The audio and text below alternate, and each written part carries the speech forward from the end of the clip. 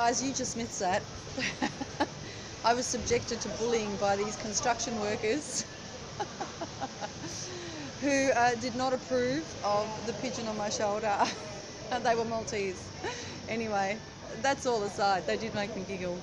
That's all aside. I want to continue the conversation, or rather the video that I started this morning, explaining the turn of events that led to my arrest pursuing a university education through the Department of Education here in Valletta. I was released by Inspector Borge, as I mentioned in my previous video. That should really link onto this one.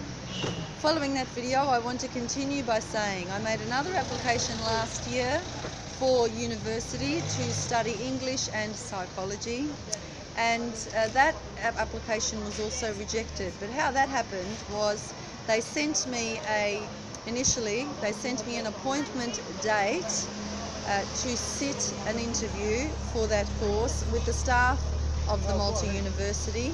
They sent that to an email that was inactive, and I had actually told them that it was inactive. I had sent them an email clearly stating that it was inactive. I carbon copied that email to the rector's office telling him that it was inactive. Yet still they sent the appointment date to the email that was inactive.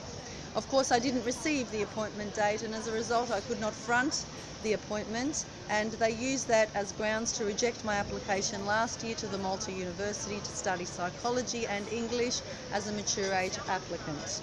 Now, I went in on the first day of university, October the 2nd, according to my memory, or the 3rd, anyway, and I said to them, what's going on? And they said, well, you didn't get in. And I said, why? And she said, because we sent you an appointment and you didn't turn up. I said, to what email address did you send that appointment? And they said, the one we have on the system. And I said, which one do you have on the system? we were talking like this. And she said to me, she showed me, actually she wrote it down and brought it out of the office because they wouldn't let me in the office. And I posed no threat, by the way. I was just following an application that I had no response to. And then I realised that they sent it to the inactive email address. I didn't know where to look or what to say, and I went straight up to the rector's office and I said, this is unacceptable, I'm not going to accept this. This is 3rd year in a row, and I had actually made it clear to the university not to send any notices to that email, rather to send it to an updated email address. I gave that to them in writing. I carbon copied that to the rector's office, and still they rejected my application on the grounds that they sent me the notice to the inactive email address and I didn't turn up. And he said to me, can you put that in writing? I said, I have no computer. He said, well, put that in writing today, bring it back to us, and we will try and organise an interview. So I did that. With great difficulty I did that, because of course the IT building were not allowing me access to their computers. Not even for 5 minutes to write a letter to the rector's office. So, you know, I had to barter a little bit and argue a lot, and I finally got 5 minutes of computer time. And then of course there was the printing difficulty. I didn't have 5 cents next to my name to print the document to give to the rector's office, and the stationery on the premises of the university, the stationery shop, were arguing with me. And the lady next to me, she was a student, and she just gave me 15 cents and said, here, print the damn document. You know, that's how ridiculous it was getting. So I went to the rector's office with the updated letter explaining everything, and I gave them copies of all the letters in writing and emails, which clearly stated the updated email address that the university had obviously ignored. And then I was granted an interview, but you know, 3rd day into the university, it was an inconvenience for everybody. Now, they failed the interview. Again, they failed the application at the interview, and they said it was because I couldn't prove my credentials. Guys, my credentials are 16 years old with gaps because I've raised 2 children. The schools that I went to, both the Melbourne School of Arts and the St Augustine's Catholic Girls College, closed down. You can check this is all on Australian records. Those education records are no longer available. I have pushed the Australian Education Office 2 years ago to follow that up, and they couldn't get them. You know, the the education is over 20 years old and the school's now closed down, and the Melbourne School of Arts, which was the tertiary education for graphic design, which I'm a fully qualified graphic designer, multimedia I should add, I couldn't get those certificates because they're no longer the Melbourne School of Arts. They've closed down, they've turned into Footscray TAFE, who are now called something else. Anyway, and I tried to explain to them that this is an application for mature age entry requiring no documents. And they said to me, well, you know, because you've produced documents, your CV and a 32-page report, we are asking you to prove these credentials. And I said to them, I've produced these documents because you've asked me to produce the documents. I would rather not have produced any documents. And they said, yes, well, we need to prove that you can cope with the course. So I said to them, I have a 32-page report there that I've sent to the OPM for a rehabilitation centre to establish a rehabilitation centre for women and children of family violence. And I've compiled that report single-handedly in 1 week with thorough research, typed everything. There aren't very many typing errors on that report, if any. And you know, it was a really well put together report, and I did that single-handedly, and if I can do something like that, I'm definitely up to university standards. And they said, well, you need to prove that. So they failed me. I went up to the rector's office and I said, I need an appointment with the rector, please, and I need it as a matter of urgency because the new scholastic year had started. We are referring to last year. Had started, and they have failed my application, and I don't believe they have grounds to do that again. Last year was the 3rd year applying. And she said to me, look, if you can just notify them that you will be sitting in lectures, because that was my request which she agreed to, and this was the assistant of the rector's office. She said, if you can just notify them that you will be sitting in lectures, and just sit in the lectures until we can try and organise an appointment with somebody, preferably the rector. If he's not available, it'll be someone else to try and organise your entry. And I said, great, all right. Now, she didn't promise anything, but she did say she'd organise the interview to try and organise an entry in some way. And I specifically did tell her that I wanted to be a student of the Malta University. A month had passed. I'd been sitting in all the psychology lectures, quite successfully actually. I understood all the work and coped quite well, keeping up with the notes.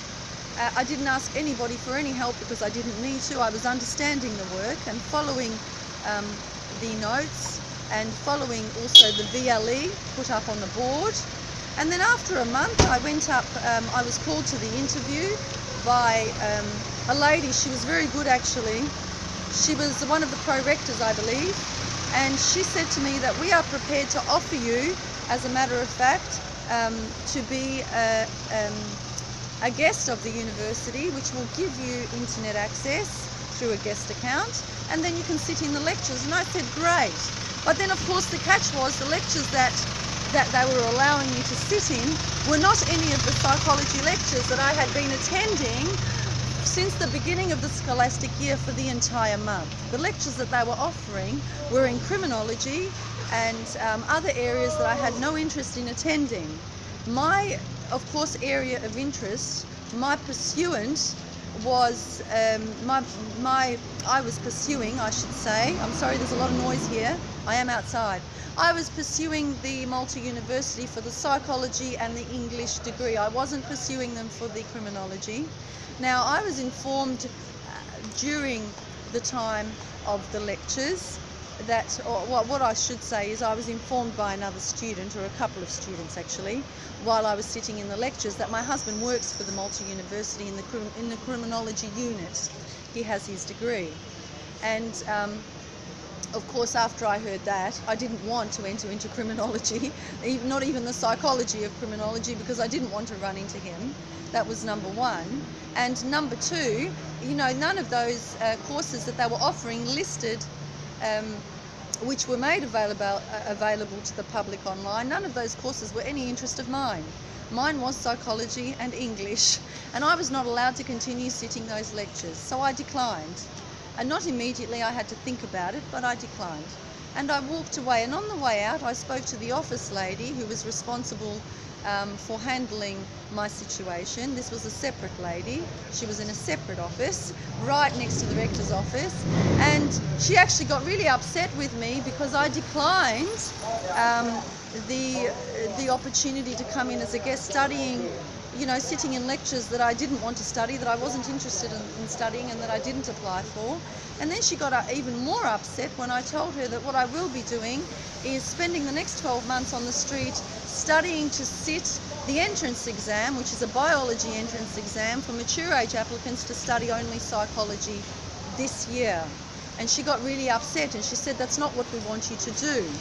And I said, well, that's my only hope really of coming in as a mature age applicant to study the course of my choice. And she said, that's not what we want you to do. We are offering you entrance into the university only as a guest, and we've given you courses which you can do to prove your credentials. And I said to her again, that's not what I want to do. I want to study psychology, and none of those courses were offered to me. I'm not able to continue the lectures that I'd been sitting in for the past month. So I said to her, what I'm going to do is walk away. I'm going to spend a month studying for this exam, and then I'm going to sit the exam this year and try and enter as a mature age applicant to study only psychology.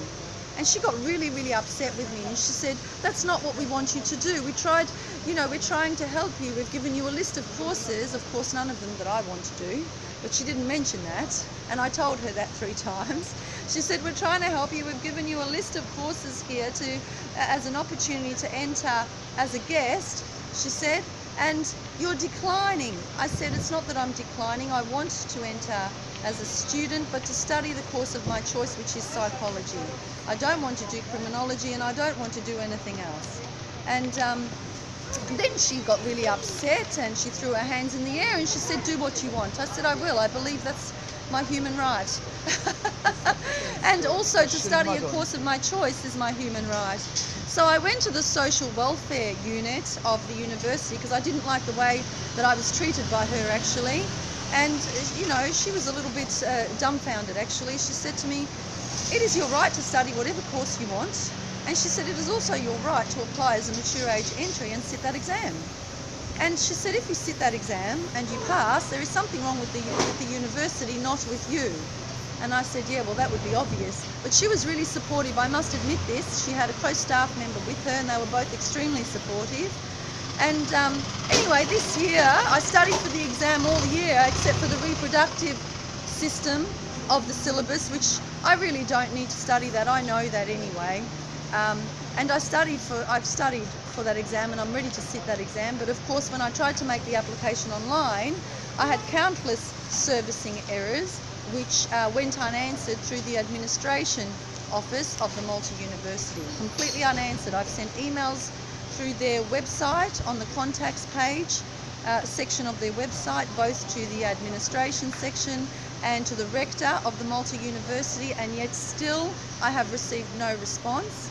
I know the Justice Minister is busy and I don't think it's really his area anyway, because he has told me before that the Malta University are a separate entity. They are their own entity. So I don't know what he's going to do, but I was hoping he could help me with arranging an appointment with the rector of the Malta University, who hasn't had time to see me to date. Let's see what happens, guys. I'm going to keep you up to date. I am rushing this conversation a little bit. I'm aware of that because it's getting busy and noisy here.